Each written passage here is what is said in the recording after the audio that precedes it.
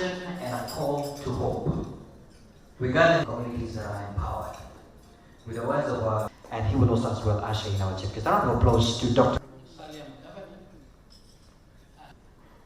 my family, and the board of trustees for your busy schedule.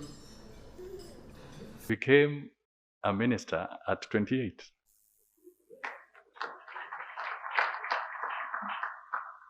And I became Minister for Finance at 33.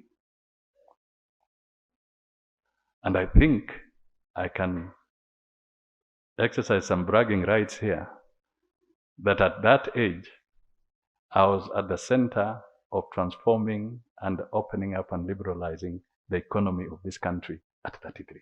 So let's look at these young people, both boys and girls, as an asset.